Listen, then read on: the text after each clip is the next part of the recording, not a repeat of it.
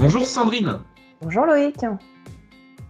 ravi de te retrouver pour ce premier rendez-vous sur notre branche concernant l'ADN, concernant une longue série qui va nous accompagner pendant plusieurs semaines. Ouais, ravi de te retrouver pour ce sujet passionnant et très riche. Donc c'est parti pour l'exploration, quoi. Ok, alors aujourd'hui nous allons voir pourquoi il faut faire un test ADN. À ton avis Sandrine, quelle est la raison?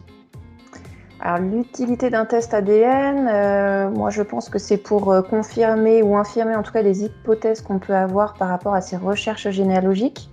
Parce que des fois on peut avoir des doutes. Donc ça permet de progresser là-dessus. Et puis peut-être dans certains cas débloquer des situations. Voilà les deux pistes que je vois. Exactement. Alors avant toute chose, il faut savoir qu'un test ADN n'est pas un outil magique. Il va en corrélation avec un arbre généalogique déjà créé initialement.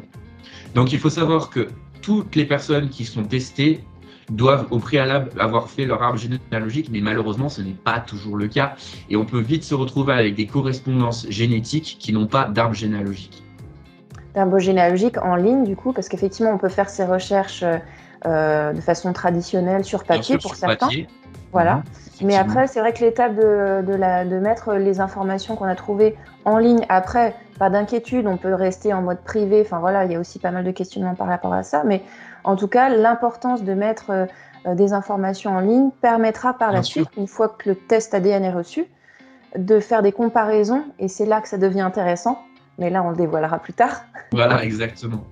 Après, bien évidemment, il faut respecter la législation des contemporains, il faut les masquer, hein. C'est très Ouais. très important. Ouais. Mais effectivement, pour les ancêtres, quand on remonte à un certain nombre de générations, c'est ça qui va faire qu'en ayant mis certaines informations en ligne, on va pouvoir faire des recoupements et des rapprochements avec les données d'autres arbres généalogiques. Et c'est là qu'on peut avancer clairement dans nos recherches, en fait, hein. Totalement. Totalement. Et c'est pour ça que avoir fait un arbre généalogique au préalable est très très important. Ensuite, il faut aussi savoir que les tests génétiques sont faits pour établir des situations concernant les enfants abandonnés, les enfants nés sous X, et également les secrets de famille, puisqu'il peut arriver que malheureusement, il y ait pu avoir des situations un petit peu compliquées dans les familles, et que ça puisse être lié à un enfant qui n'est pas vraiment l'enfant du père. Voilà. Alors là, on glisse un peu, on va s'arrêter là parce que ça fera l'objet d'un deuxième épisode, justement le suivant, que vous pourrez retrouver bientôt, où là, on va aborder les freins, en tout cas les choses qui peuvent nous retenir de faire un test ADN, parce qu'on peut avoir des appréhensions, et là, les sujets que tu viens notamment d'évoquer, ça peut notamment générer des réticences sur le fait d'aller sur ce terrain-là, quoi. Donc, et on comprend tout à fait. Ok, ça marche. Et ben écoute, à très bientôt pour la suite de cette nouvelle série sur l'ADN. À très bientôt.